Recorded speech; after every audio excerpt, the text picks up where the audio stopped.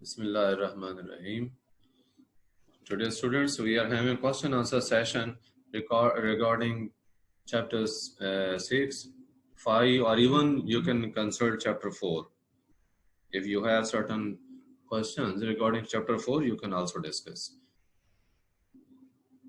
So, you are just to raise your hands.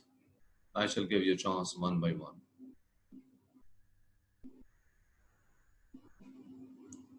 Yes.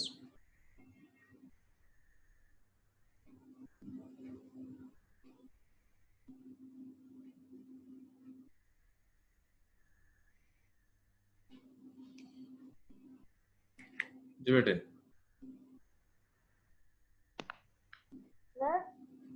Ji rules of balancing chemical equations, sir. Yes. Repeat करें question. The rules of balancing Okay. Rules of balancing chemical equations.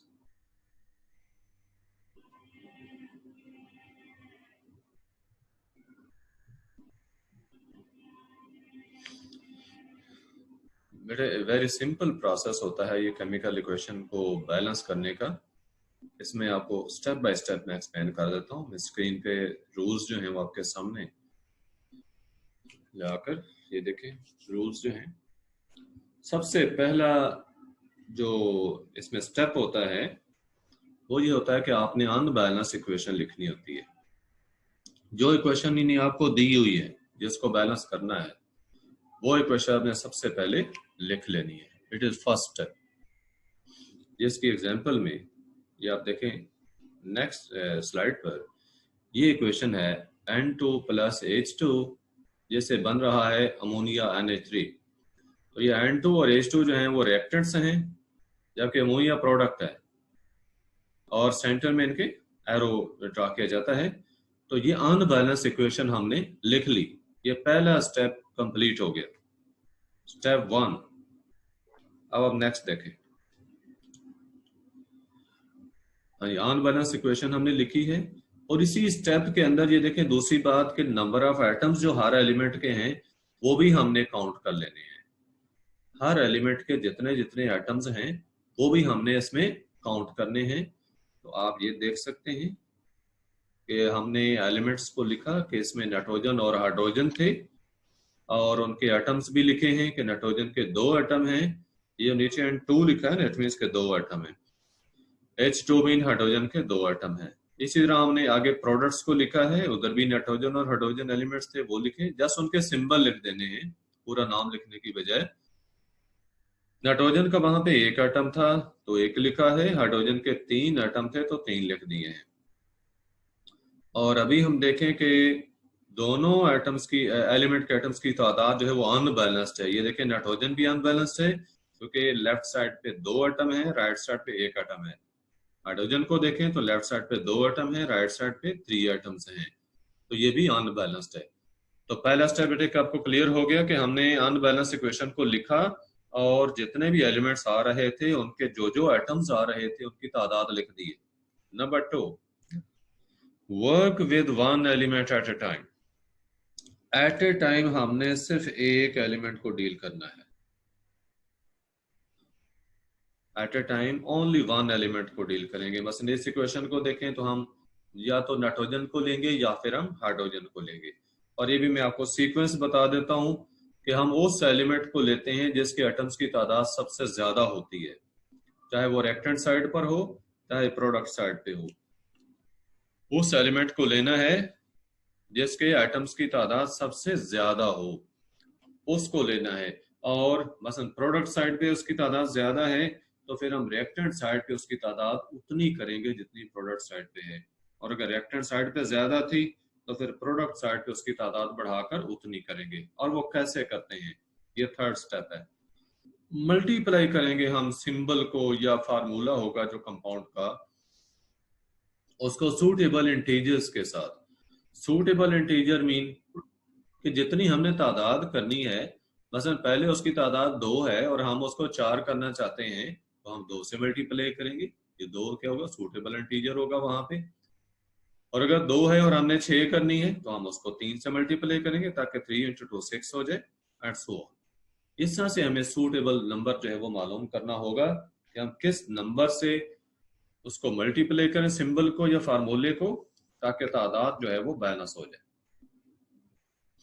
तो ये number हमने उस side पर multiply करना होता है जिधर उस एलिमेंट के एटम्स की तादाद कम होती है। ठीक है, जिस साइड पर उसकी तादाद कम होती है उधर हमने ये जो है यूज करना होता है। नेक्स्ट आप देखें, जो थर्ड स्टेप होगा,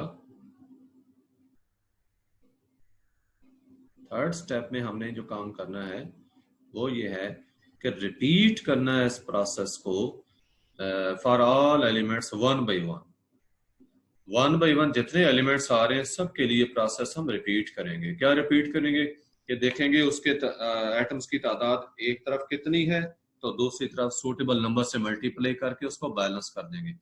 अब मैं इसको जरा एग्जांपल से पहले बता दूं। यहाँ पे देखें, नाइट्रोजन के एटम्स को हमने लिया, इधर जो है वो 2 एटम थे रिएक्टेंट साइड पर, प्रोडक्ट साइड पे 1 एटम था। तो हमने उस 1 को 2 में चेंज करना था, 2 के इक्वल करना था, तो लाजिम बात है 2 से मल्टीप्लाई करने से होना था। तो ये देखिए हमने 2 से मल्टीप्लाई कर दिया है। और ये 2 से कहाँ मल्टीप्लाई किया, प्रोडक्ट साइड पर जो अमोनिया का फार्मूला था उसकी लेफ्ट साइड पर यहाँ पे 2 से मल्टीप्लाई किया।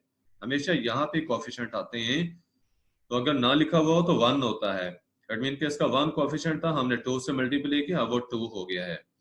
अब इस तरह से नाइट्रोजन के एटम्स की तादाद बैलेंस हो गई है, लेकिन हाइड्रोजन के एटम्स की तादाद चेंज हो गई है, पहले से डिफरेंट हो गई है।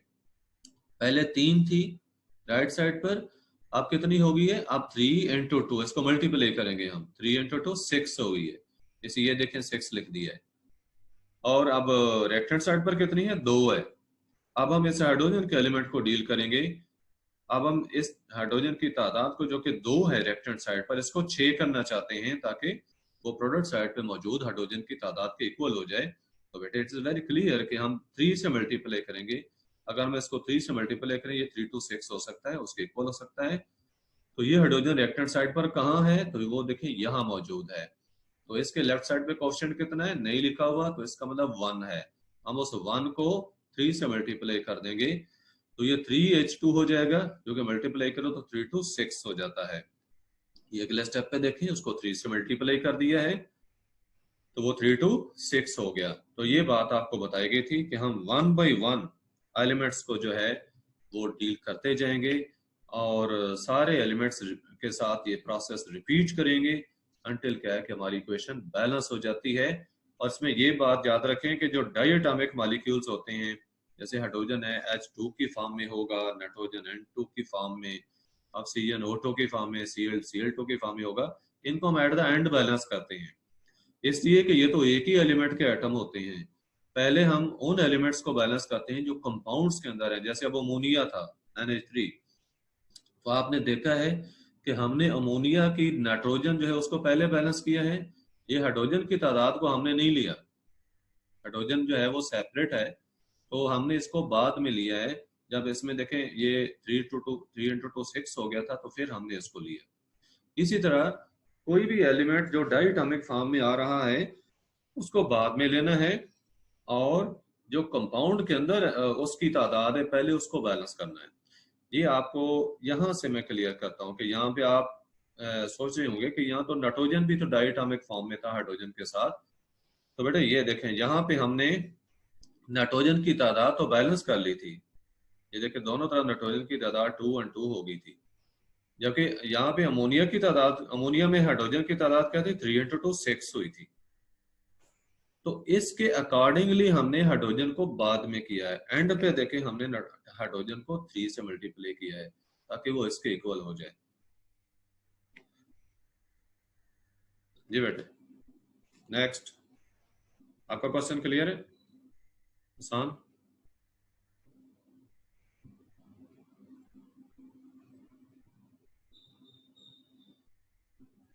नेक्स्ट स्टूडेंट्स,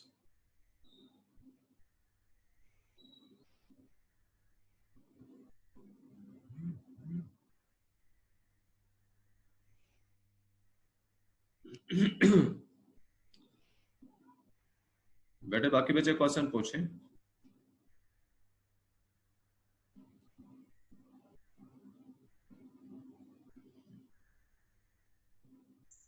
जी सर मैंने आपसे पूछना था कि जब वो कहें कि इनकम्प्लीट इक्वेशन को पूरा करें तो जी सर हमें कैसे पता लगेगा कि कौन सा केमिकल इधर आएगा या फिर इसका कौन सा कितने एटम है इसमें? हाँ जी, देखें बेटे आपको टाइप्स ऑफ केमिकल रिएक्शंस जो है वो समझाया गया। टाइप्स ऑफ केमिकल रिएक्शन में क्या था कि या तो एडिशन रिएक्शंस होते हैं या डिकम्पोजिशन रिएक्शंस होते हैं। ये आपको दो कैटेगरीज रिएक्शंस की बताई गई हैं। मैं आपको एडिशन रिएक्शन के हवाले से बताता हूं। ये देखें, अब ये है एडिशन रिएक्शंस। तो एडिशन रिएक्शन में क्या होता है कि एक से ज्यादा रिएक्टेंट्स होंगे। जैसे यहाँ पे देखें, अब हाइड्रोजन और ऑक्सीजन दो एलिमेंट्स हैं, उनके मॉलिक्यूल्स, टू सब्सटेंसेस हैं। तो मोर देन टू सब्सटेंसेस जब भी आ रहे होते हैं तो आपने ये सेंस करना है कि अगर इन दोनों को हम इकट्ठा करें, मसलन हाइड्रोजन और ऑक्सीजन आपस में इकट्ठी की जाए तो ये कौन सा कंपाउंड बन सकता है। तो लाजमी बात है, देखो H और O से मिलने वाला वाटर है, H2O बनता है।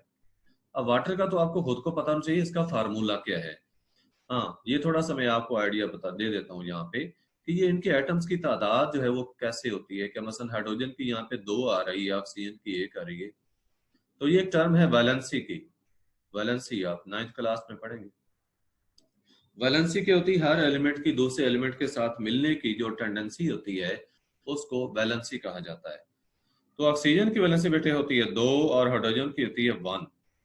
जब भी हमने इनका फार्मूला लिखना होता है तो हम इनको यूं करते हैं कि हाइड्रोजन को लेफ्ट साइड पे लिखेंगे, ऑक्सीजन को हम राइट साइड पे लिखेंगे और इनकी जो वैलेंसी होती है वो इनके ऊपर लिख देंगे। मसलन ऑक्सीजन के ऊपर जो है उसकी वैलेंसी 2 नेगेटिव लिखेंगे और हाइड्रोजन के ऊपर +1 जो है ये वैलेंसी है। अगला स्टेप ये होता है कि ये वैलेंसी हम इंटरचेंज कर देते हैं। कैसे कि जो ऑक्सीजन की वैलेंसी होती है वो हाइड्रोजन के नीचे लिख देते हैं और जो हाइड्रोजन की नीचे वैलेंसी थी वो ऑक्सीजन के नीचे लिखी जानी थी। इन कोई से भी दो पार्टिकल जो कि इकट्ठे हो रहे होते हैं उनकी वैलेंसीज इंटरचेंज करके हम राइट बॉटम पे जो है वो लिख देते हैं। अगर 1 हो तो नहीं लिखी जाती। इसी तरह अगर इक्वल हो दोनों की तो फिर भी नहीं लिखी जाती। अगर अनइक्वल हो एंड अदर देन 1 हो तो फिर वो लिखी जाती है। जैसे यहाँ पे देखें, ये जो H के नीचे 2 लिखा हुआ है ये ऑक्सीजन की वैलेंसी थी और ऑक्सीजन के नीचे कुछ नहीं लिखा, इट मींस के हाइड्रोजन की वैलेंसी 1 थी। तो ये तो है कि फार्मूला आपने कैसे बनाना है, किसी भी कंपाउंड का फार्मूला कैसे बनाना है। अदरवाइज आपको अब वाटर है तो उसका फार्मूला वैसे याद हो कि H2O फार्मूला होता है और हाइड्रोजन और ऑक्सीजन मिल रही हैं तो लाजिम बात है कि उनके आपस में मिलने से वाटर ही बनना है। इस तरह देखें, हाइड्रोजन और क्लोरीन अगर इधर शो किए हो रिएक्टेंट साइड पे और प्रोडक्ट साइड पे पूछा तो क्या बनता है, तो H और Cl के मिलने से देखो वाजे हो रहा है HCl इकट्ठे किए तो H है, साथ आगे Cl बोला आपने, Cl बन गया। ये लिखने के बाद उसको बैलेंस करना है। बैलेंस करने तो कहा तो मैं अभी तरीका आपको बता चुका हूँ। इस तरह देखें, नाइट्रोजन और हाइड्रोजन आपस में मिल रहे हैं तो NH, तो आपके ज़हन में फौरन जब फार्मूला पता है कि अमोनिया का फार्मूला Na3 होता है तो पता चल जाएगा। या आप देखें मैग्नीशियम ऑक्सीजन, जस्ट इनको साइड बाय साइड लिखा है तो फार्मूला बन गए।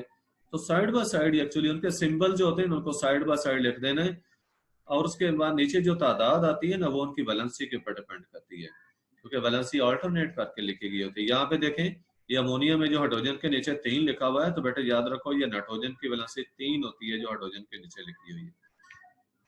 अब वैलेंसी क्या होती है, पीरियोडिक टेबल के अंदर एलिमेंट्स को जो अरेंज किया गया होता है तो ग्रुप नंबर के इक्वल वैलेंसी होती है। वो जो है जो किसी भी एलिमेंट का ग्रुप नंबर होता है या तो वैलेंसी उसके इक्वल होती है या फिर उस ग्रुप नंबर के 8 से डिफरेंस के इक्वल होती है।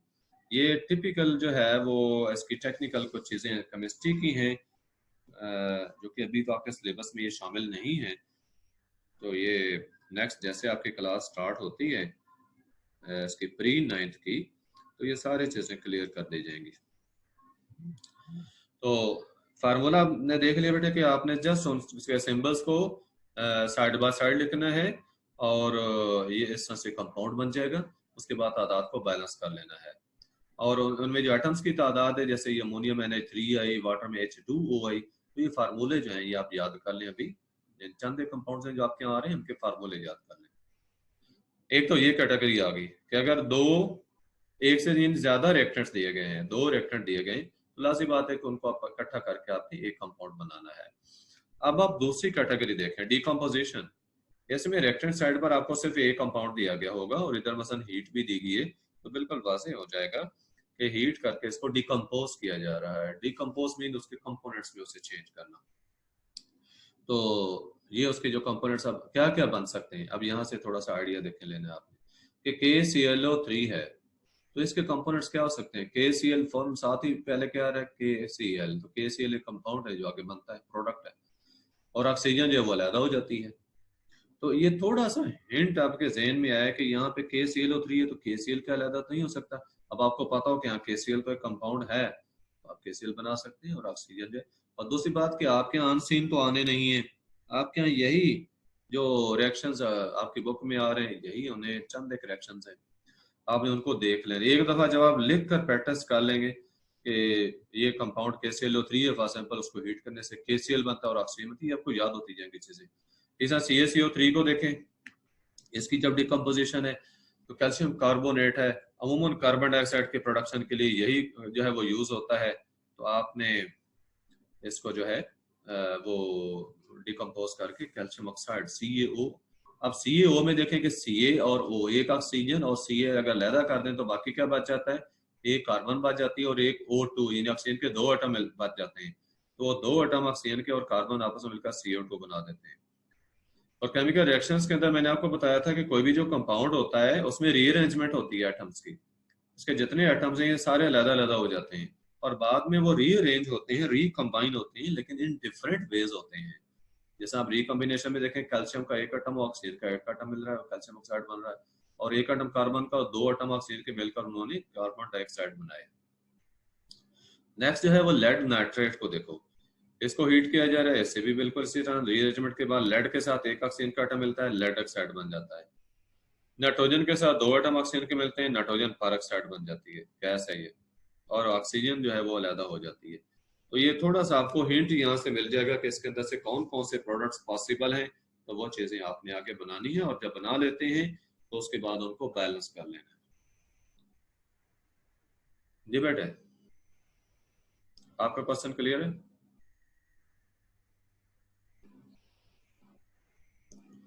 नेक्स्ट। अस्सलाम वालेकुम सर। वालेकुम सलाम।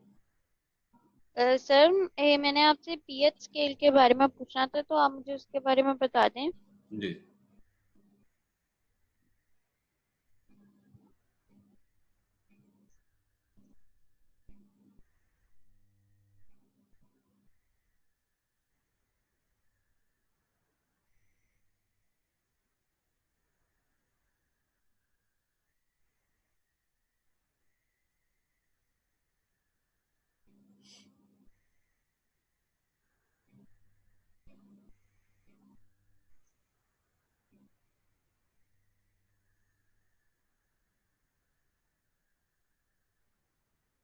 बेटे स्क्रीन नजर आ रही है आपको?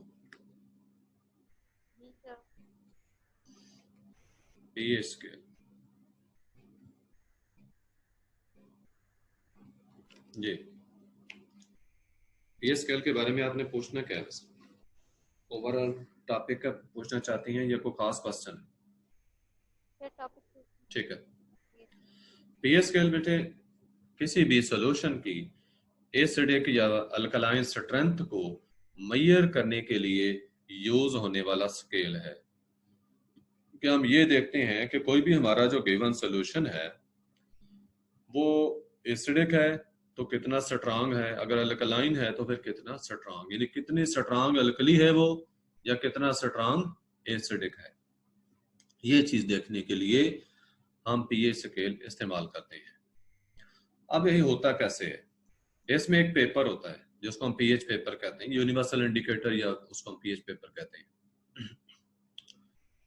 तो इसको बनाते कैसे हैं, मुख्तलिफ किस्म के डाइज जो हैं उनका मिक्सचर बनाकर हम इसकी कोटिंग कर लेते हैं, पेपर की कोटिंग कर लेते हैं। तो ये जब हम यूज करते हैं सोल्यूशन के अंदर, हम इसके पेपर के स्ट्रिप को काट कर डिप करते हैं तो इसका कलर चेंज हो जाता है। पहले जो इसका अपना कलर होता है वो येलो सा होता है, जब हम इसको सोल्यूशन के अंदर डालेंगे तो इसका कलर चेंज हो जाएगा।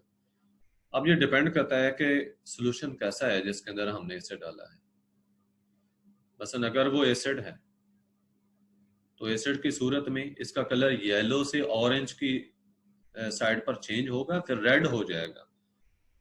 येलो तो पहले था, येलो से ऑरेंज की तरफ जाएगा, फिर रेड होगा। अब रेड होना चीज शो करेगा कि ये स्ट्रांग एसिड है जिसके अंदर हमने पीएच पेपर को डिप किया है। पीएच जिस कदर कम होती जाती है उसी कदर सॉल्यूशन की जो एसिडिक स्ट्रेंथ है वो ज्यादा शो होती है। जो पीएच होती है ये असल में हाइड्रोजन आयंस की कंसंट्रेशन को शो करती है। एसिड ने हाइड्रोजन आयंस को ज्यादा प्रोड्यूस करना होता है। अगर हम वाटर की बात करें बेटे तो वाटर के अंदर हाइड्रोजन आयंस और हाइड्रोक्साइड आयंस सेम प्रोपोर्शन में होते हैं, लेकिन अगर हम पानी में एसिड डाल दें तो उसमें हाइड्रोजन आयन की कंसंट्रेशन OH आयन की निस्बत ज्यादा हो जाती है।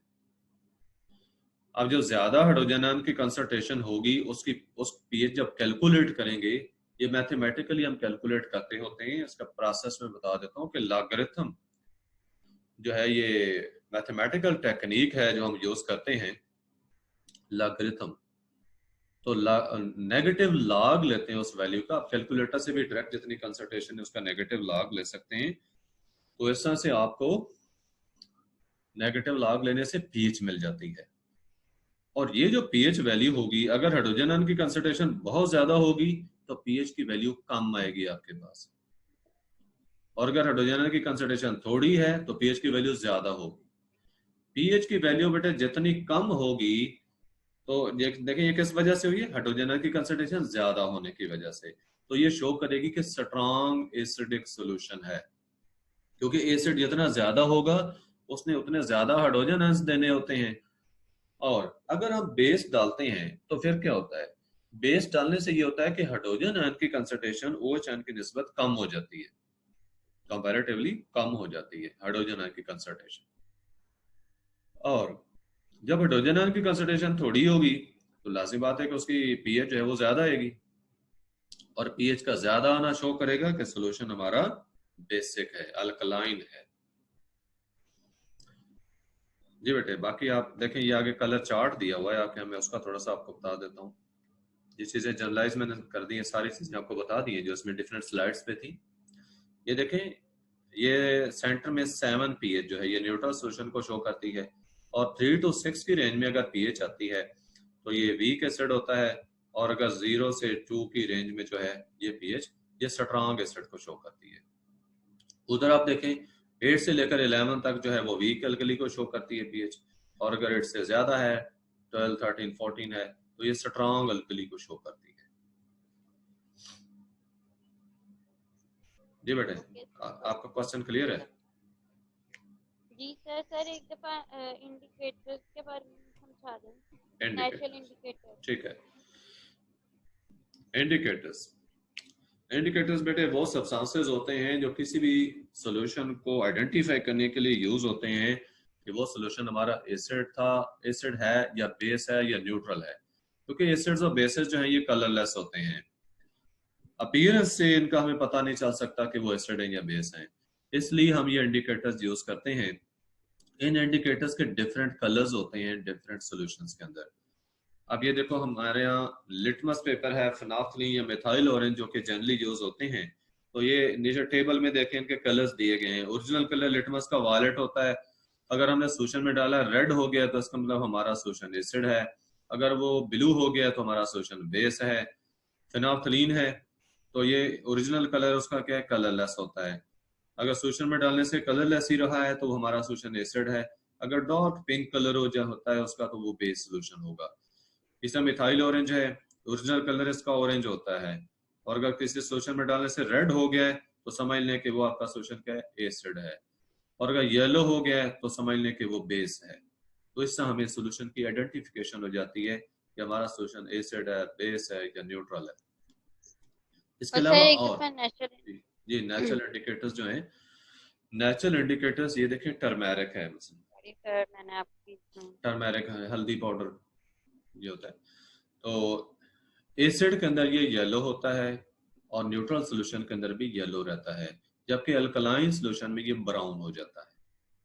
तो इसके कलर के इसका अपना जी अल्कलाइन सॉल्यूशन से मतलब जो बेस हो गए, बेस जो स्ट्रांग बेस होती है ना उसको अल्कली कहते हैं ना, ऐसी बेस जो पानी में हल हो जाती है उसको अल्कली कहते हैं। तो अल्कली का जो सर मैंने सोल्यूशन आपका कल वाला लेक्चर सुना था, इस वजह से मुझे प्रॉब्लम हो रही है थोड़ी सी। कोई मसला नहीं, आप पूछें, जहां जहां प्रॉब्लम हो रही पूछें। तो आप लेक्चर जो यूट्यूब पे भी तो सुन लिया करें। Okay sir. ठीक है, एक दफा सुन लिया करें, फिर आगे आपको सिर्फ क्वेश्चंस पूछने होते हैं, फिर ज्यादा आपको पूरे चैप्टर में से नहीं है इस तरह जो है वो मूव करना पड़ता। नेक्स्ट देखें, ये रेड कैबेज जी। सर एक दफा लैंडफिल, इंसिनरेशन और रिसाइकलिंग का समझा दें। ठीक है, मैं कर दूं। ये रेड कैबेज का देख लें, पर्पल कलर होता है रेड कैबेज का। ये एसिडिक सोल्यूशन में रेड हो जाता है और बेसिक सोल्यूशन में ग्रीन होता है। न्यूट्रल सोल्यूशन में जो है इसके कलर में चेंज नहीं आती। रेड कैबेज का जो कलर है न्यूट्रल सोल्यूशन में, जैसा ये पर्पल कलर, अपना कलर क्या है, पर्पल। रेड कैबेज का कौन सा कलर है, पर्पल कलर। न्यूट्रल सोल्यूशन में ये पर्पल ही रहेगा, एसिड में रेड हो जाएगा, बेस में ग्रीन हो जाएगा। तो ये नेचुरल इंडिकेटर्स थे बेटे। एक रेड कैबेज था और दूसरा क्या था, टर्मेरिक यानी हल्दी पाउडर। तो टर्मेरिक का क्या कलर है, येलो। एसिडिक और न्यूट्रल में येलो रहेगा और बेस में ब्राउन हो जाएगा। और टर्मेरिक का पर्पल कलर होता है, एसिड में रेड हो जाएगा, बेस में ग्रीन हो जाएगा, और न्यूट्रल सोल्यूशन में वो रेड ही रहे, सॉरी पर्पल ही रहेगा। अच्छा, ओके सर। अब आपका क्वेश्चन जो है, नेक्स्ट क्वेश्चन आपका क्या है सर? लैंडफिल, इंसिनरेशन, रिसाइकलिंग समझा दें। ठीक है, आपको मैं यहीं पे बता देता हूँ क्योंकि इस वक्त चैप्टर ये 6 ओपन है हमारा। सर मेरे पास बुक है। ठीक है, ठीक है, लेकिन आपको फिर भी चाहिए तो मैं ओपन कर लूंगा उसको। आप भी सुन लें। लैंड फिल्स बेटे याद रखें कि लैंड फिल स्पेशली डिजाइंड ऐसी स्ट्रक्चर्स होती हैं, प्लेसेस होती हैं जहां पे हमारा जितना वेस्ट होता है उसको हम डंप करते हैं। डंप करना होता है थ्रो कर देना। ये मुख्तलिफ जगहों से, ये कॉलोनी से, महलों से, ये जो लोग कुछ कूड़ा वगैरह इकट्ठा करने वाले होते हैं, तो ये सारा इकट्ठा करके वहीं पे लैंडफिल्स में जाके थ्रो कर देते हैं। तो लैंडफिल्स स्पेशली बिल्ट ऐसी स्ट्रक्चर डिजाइन स्पेसेस होती हैं, प्लेसेस होती हैं जहाँ पे हमने ये जितना वेस्ट है उसको इकट्ठा करना होता है ताकि ये हमारी जो रेजिडेंशियल प्लेसेस हैं उनसे दूर रहें और हमारे जो रेजिडेंशियल प्लेसेस हैं वो अफेक्ट ना हो, वहाँ पे लोग जो हैं, आबादी जो है वो अफेक्ट ना हो इनसे, मतलब स्मेल वगैरह इनसे आती है। तो ये तो लैंडफिल्स हैं। अब इंसिनरेटर, आपने को इंसिनरेशन पूछा आपने। इंसिनरेशन बेटे वो प्रोसेस है जिसमें कि हम at extremely high temperature burn करवाते हैं इन सब्सटेंसेस को, वेस्ट सब्सटेंसेस को। ये जो सॉलिड वेस्ट होते हैं इनको हम बर्न करवाते हैं। अब इंसिनरेटर होता है, ये कंटेनर होता है, स्पेशली डिजाइंड कंटेनर होता है। ये छोटे बड़े साइज में अवेलेबल होते हैं, इवन के हर घर में रखा जा सकता है। तो इसका ये होता है कि जो भी आपका वेस्ट होता है उसको आप उसके अंदर डाल दें तो वो उसको क्या करता है, एक्सट्रीमली हाई टेम्परेचर उसको बर्न करता है।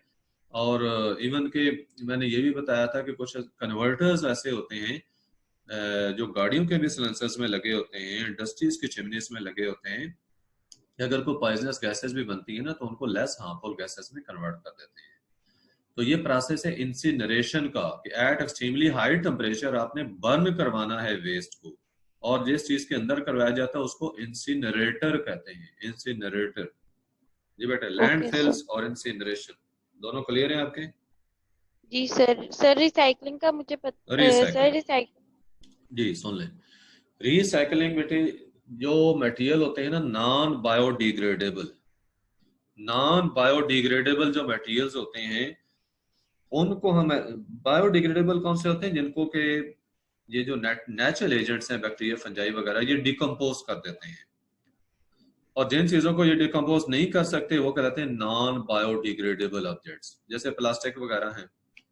तो इन्हीं के बारे में कहा गया था, वो जो 3R स्ट्रेटजीज हैं, रिड्यूस, रीयूज और रीसाइकल, वो इन्हीं के बारे में था। रिड्यूस का मतलब ये था कि इनका इस्तेमाल कम से कम करें, थोड़ा इस्तेमाल करें। जब हम थोड़ा इस्तेमाल करेंगे तो क्या होगा, इसकी डिमांड कम होगी, इसकी प्रोडक्शन कम होगी, तो इसको बनाने के लिए जो इस्तेमाल होने वाला मटेरियल है वो हमारा महफूज रहेगा, वो जल्दी खत्म नहीं होगा।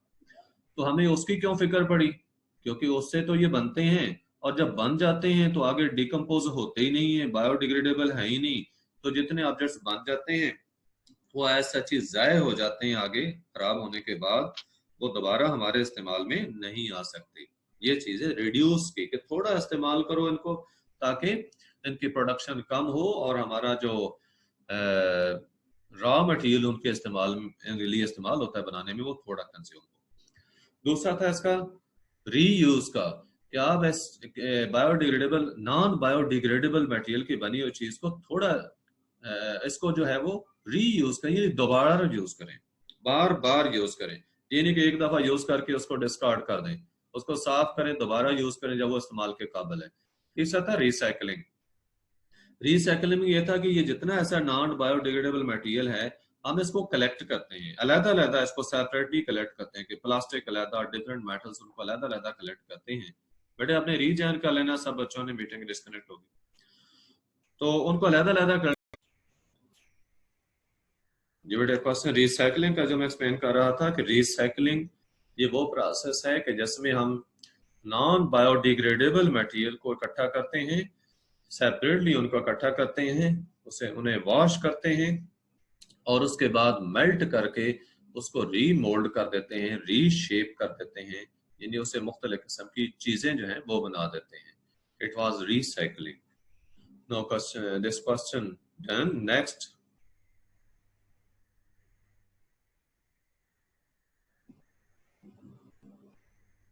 ये आसान आपके क्वेश्चन कुछ जो रह गए आप पूछ सकते हैं, आपको पहले चांस। वो rule of balancing chemical equation अभी कंप्लीट नहीं हुआ, 4th पॉइंट से समझा दें।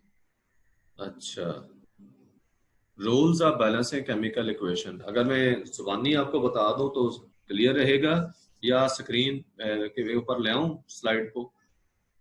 स्क्रीन दिखा दें। स्क्रीन दिखा, चलें ठीक है।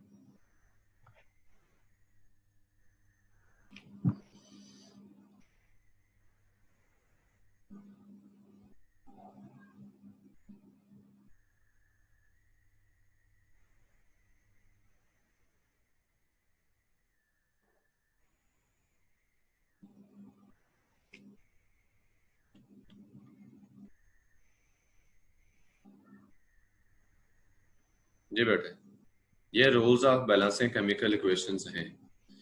इसके कितने पॉइंट आपने सुन लिए थे पहले? 4th पॉइंट से। 4th पॉइंट से, ओके। 4th पॉइंट में बेटे ऐसे है कि ये प्रोसेस जो हम कर रहे होते हैं कि हम एक एक एलिमेंट को ले रहे होते हैं और उसकी तादाद दोनों साइड्स पर हम इक्वल कर रहे होते हैं, तो ये प्रोसेस हर एलिमेंट के लिए रिपीट करते हैं, 1 by 1 हर एलिमेंट के लिए प्रोसेस रिपीट करते हैं।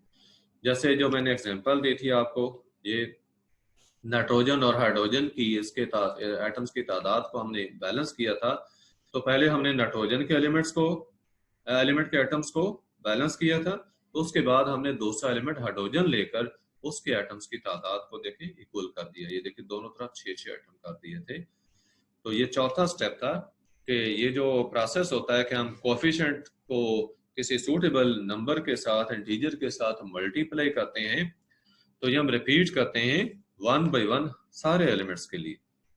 पांचवा स्टेप है कि हम डाई एटॉमिक मॉलिक्यूल जो होते हैं, मसलन हाइड्रोजन H2 की फॉर्म में, नाइट्रोजन N2 की फॉर्म में होगा, O2, Cl2, इनको हम एंड पे बैलेंस करते हैं क्योंकि इनको बैलेंस करना आसान होता है। उस एलिमेंट के एटम्स की तादाद बैलेंस करना मुश्किल होता है जो कंपाउंड के अंदर हो। जैसे देखिए यहाँ पे अब नाइट्रोजन और हाइड्रोजन इकट्ठे हैं, इधर अगर आप नाइट्रोजन की तादाद को बैलेंस करना चाहते हैं तो उसको यहाँ किसी कोएफिशिएंट से मल्टीप्लाई करना होता है, तो साथ दूसरे के एटम्स की तादाद चेंज हो जाती है। अगर आप हाइड्रोजन को कोई तादाद चेंज करके किसी न्यू नंबर के इक्वल लेना चाहते हैं तो यहाँ मल्टीप्लाई करेंगे कोएफिशिएंट से, तो नाइट्रोजन की तादाद चेंज हो जाएगी। यानी जब भी कोई एलिमेंट कंपाउंड की फॉर्म में है तो वहां उसकी तादाद बैलेंस करना मुश्किल होती है। मुश्किल कैसे कि उसकी तादाद को तो आप बैलेंस करते हैं लेकिन उसके साथ जो दूसरा एलिमेंट मौजूद होता है उसकी तादाद चेंज हो जाती है। इसलिए आखिरी पॉइंट में ये बताया है कि जो डाई एटॉमिक मॉलिक्यूल्स होते हैं ना, जैसे देखो hydrogen H2, N2, O2, Cl2 वगैरह, इनको हम एंड पे लेते हैं कि इधर आप देखो ना, यहाँ जितनी तादाद होगी ना कंपाउंड के अंदर मसलन हाइड्रोजन की, अब देखो पहले हमने जो तादाद बैलेंस की तो 6 हो गई थी ना, ये देखिए 6 एटम हुए थे, तो उसके बाद हमने फिर इस H2 को लिया, इसको 3 से मल्टीप्लाई किया और ये 3 to 6 तादाद होगी। यानी बड़ी इजीली हमने इसको जो है वो इसकी तादाद को बैलेंस कर लिया, तो डायटोमिक मॉलिक्यूल्स को एंड पे लेना है आपने। ये लास्ट पार्ट था जी बेटे। और law of conservation of mass, law of conservation of mass के मुताबिक ये है कि mass can neither be created not destroyed. Mass ना तो क्रिएट हो सकती है ना डिस्ट्रॉय हो सकती है। टोटल अमाउंट ऑफ मैटर जो है, या टोटल मास जो होता है, वो हमेशा सेम रहता है। आप कोई भी केमिकल रिएक्शन करवा रहे हैं तो जो टोटल मास ऑफ प्रोडक्ट्स बनेगा, it will always be equal to the total mass of all the reactants.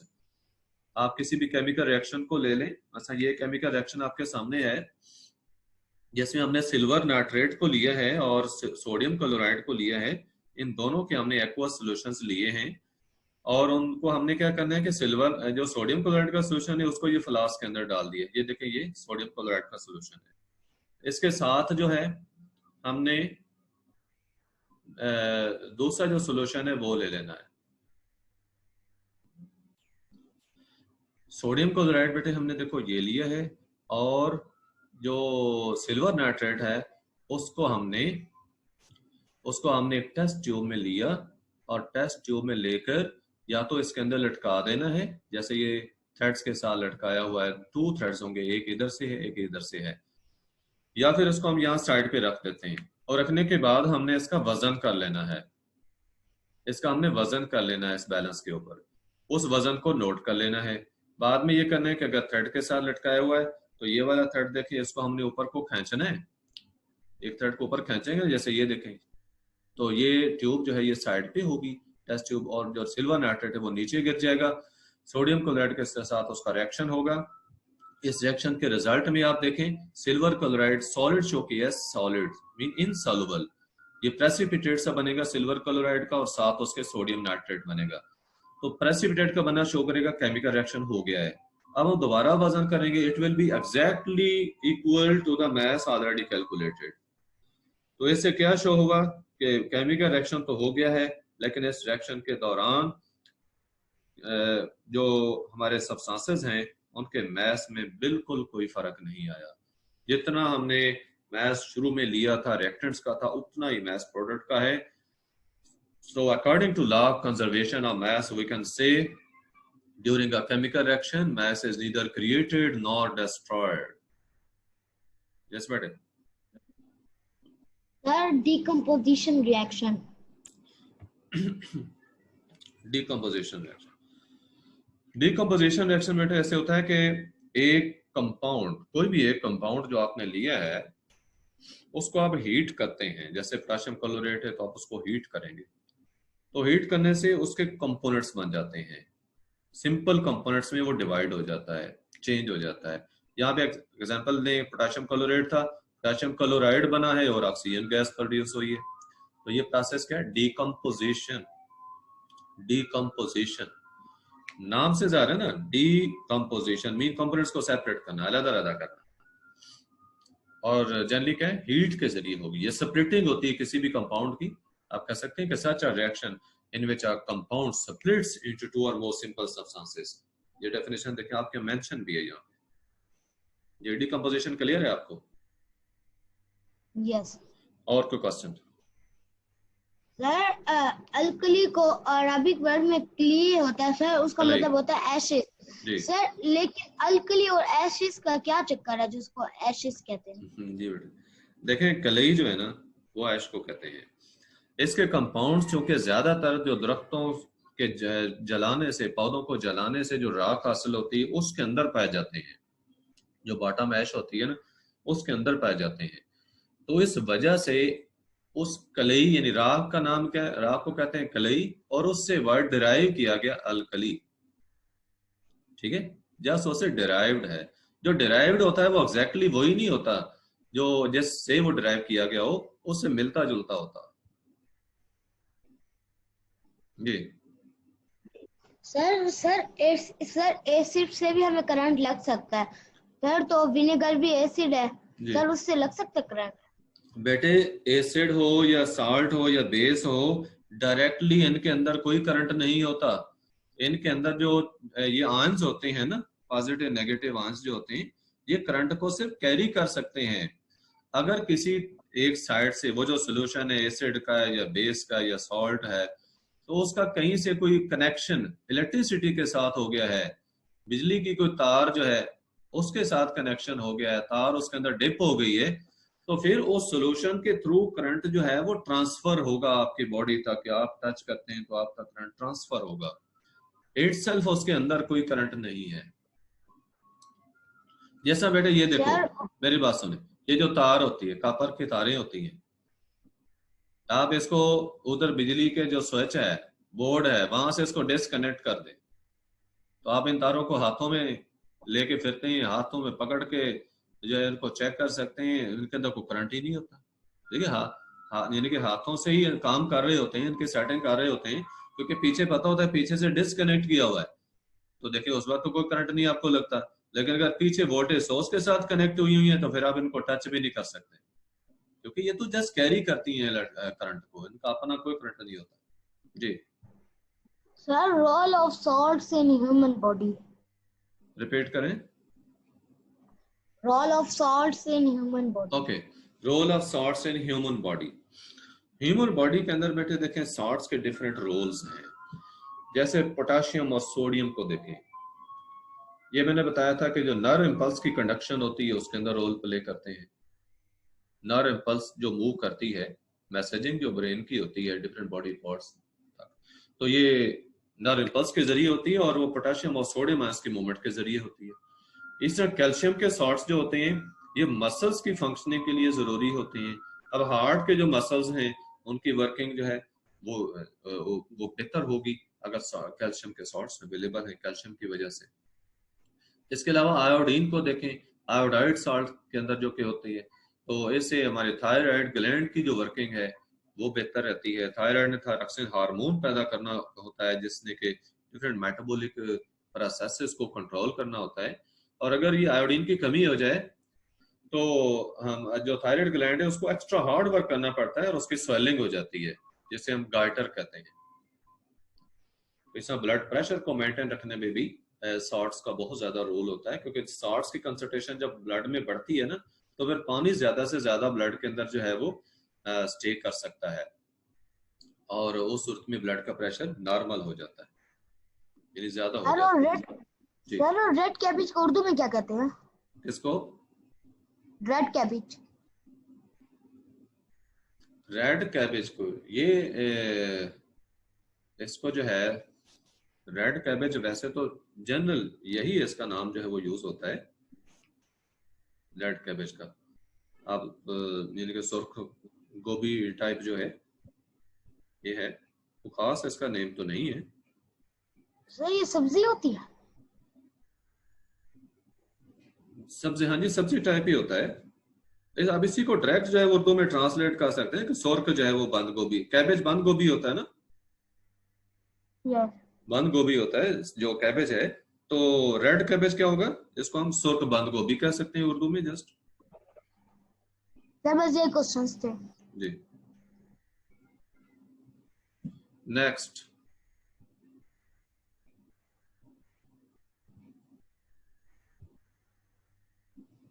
Ji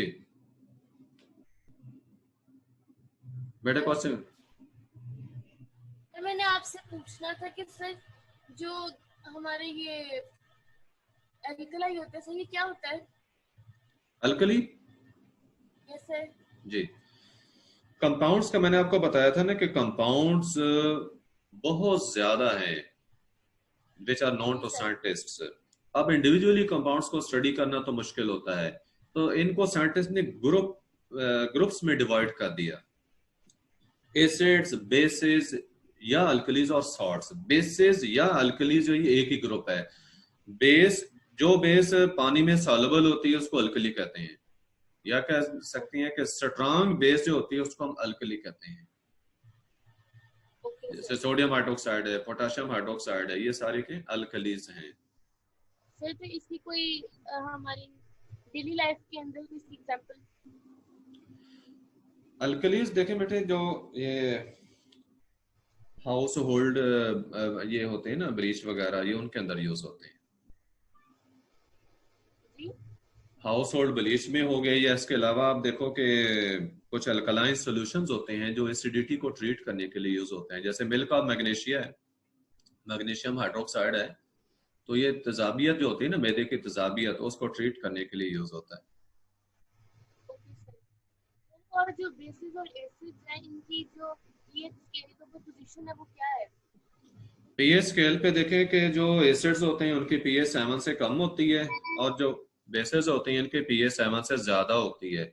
7 pH है वो न्यूट्रल सोल्यूशन की होती है। जी, आपकी आवाज कम आ रही है। न्यूट्रल्स की एग्जांपल पानी जो है, मसलन डिस्टिल्ड वाटर जो है वो न्यूट्रल होता है, उसके अंदर यानी ऐसा पानी जो है या ऐसा सब्सटेंस जिसमें हाइड्रोजन आयंस और OH की तादाद इक्वल होगी ना जिस सॉल्यूशन में, तो वो न्यूट्रल होगा। सर लैंड वाटर एसिड है? लाइम वाटर जो है वो बेसिक होता है, क्योंकि उसमें कैल्शियम हाइड्रोक्साइड बनता है ना, कैल्शियम हाइड्रोक्साइड बेस है। लाइम कैल्शियम ऑक्साइड होता है, पानी में डालें तो कैल्शियम हाइड्रोक्साइड बन जाता है, वो बेस है, इसलिए वो बेसिक है, उसकी पीएच 7 से ज्यादा होगी। सर जब डिकम्पोजिशन रिएक्शन होता है तो सर जो सब्सटेंसेस होते हैं उनके पार्टिकल्स चार्ज होते हैं तभी वो सेपरेट होते हैं हीट से? पार्टिकल्स का क्या हो? सर वो हीट से चार्ज होते हैं तो तभी वो सेपरेट होता है? नहीं, चार्ज होना नहीं होता। जो पार्टिकल्स हैं आपस में अटैच होते हैं ना, तो जब हम हीट करते हैं तो हीट करने से उनकी जो अट्रैक्टिव फोर्सेस होती हैं ना, जिनके जरिए आपस में अटैच होते हैं, वो ब्रेक हो जाती हैं, इनको बॉन्ड्स कहते हैं। ये बॉन्डिंग फोर्सेस ब्रेक हो जाती हैं और वो सारे पार्टिकल अलग अलग हो जाते हैं। उसके बाद उनकी रीअरेंजमेंट होती है, रिकम्बिनेशन हो जाती है डिफरेंट वेज में, और डिफरेंट प्रोडक्ट्स बन जाते हैं। सर मेरे पास घर के अंदर सर एक इंडिकेटर स्ट्रिप्स हैं सर जो कलरफुल सी हैं सर, उनको डिफरेंट मैंने ट्राई करके देखा सर, उनको लेमन में डाल के जूस में डाल के देखा है, उनको सोप वाटर में डाल के देखा तो सर उनका कलर चेंज हो जाता है जी। तो सर उसका पीएच स्केल दिखाता है? बिल्कुल ऐसी है, वो आपके पीएच पेपर होगा इसकी आप बात करें, वो पीएच पेपर है, और उससे जो है मैं आपको दिखाता हूँ, आपको मैं कलर चार्ट जो है वो दिखाता हूँ, इससे पता चल जाएगा।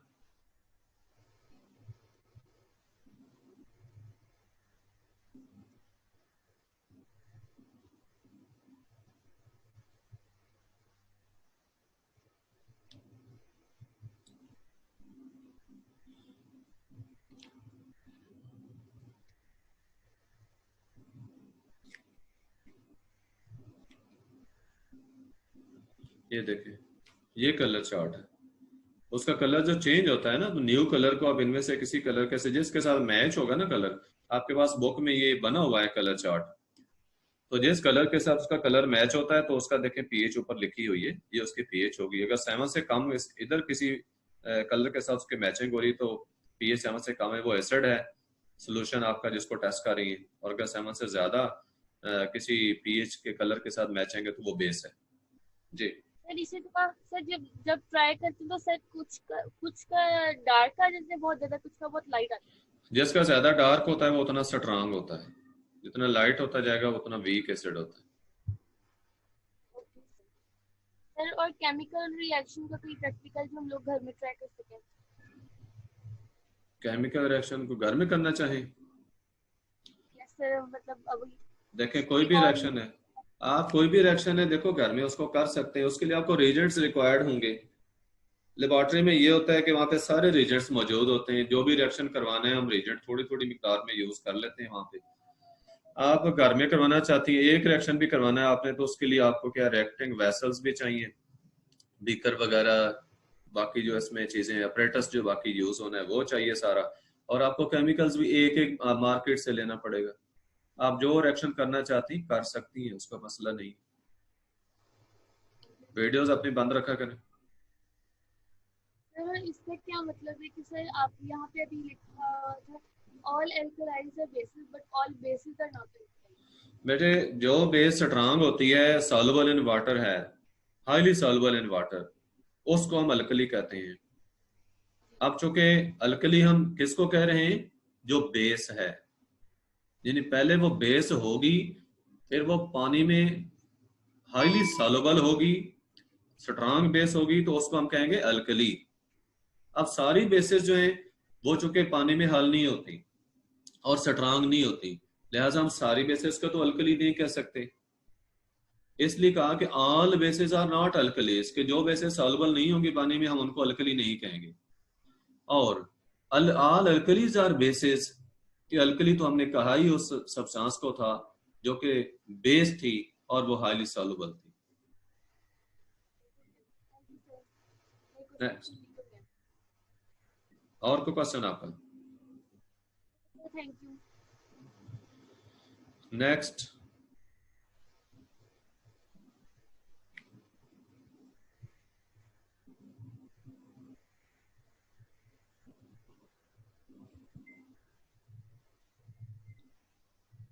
नेक्स्ट बेटे मरियम। सर मैंने आपसे सर न्यूट्रलाइजेशन के बारे में पूछना था सर, वो एक दफा समझा दें। न्यूट्रलाइजेशन बेटे वो रिएक्शन है जिसमें एसिड और बेस का आपस में रिएक्शन होता है और वो दोनों एक दूसरे की प्रॉपर्टीज को न्यूट्रलाइज कर देते हैं, खत्म कर देते हैं। एज ए रिजल्ट क्या होता है, ना एसिड रहता है ना बेस रहती है, न्यूट्रल सॉल्यूशन बन जाता है जिसकी पीएच क्या होती है 7। और ये प्रोसेस है न्यूट्रलाइजेशन। एग्जाम्पल आप लेना चाहें आप सोडियम हाइड्रोक्साइड को ले लें और HCl को ले लें, उनका जब रिएक्शन होगा तो उससे साल्ट और वाटर आगे प्रोड्यूस होंगे। ये देखिए ये न्यूट्रलाइजेशन का रिएक्शन है, आपके यहाँ दिया हुआ स्क्रीन पे आपके सामने है। ये सोडियम हाइड्रोक्साइड का सोल्यूशन है, ये बेस थी, HCl जो है वो एसिड था, आपस में मिलाया तो साल्ट सोडियम क्लोराइड बना और वाटर, ये न्यूट्रल सोल्यूशन है। जी बेटा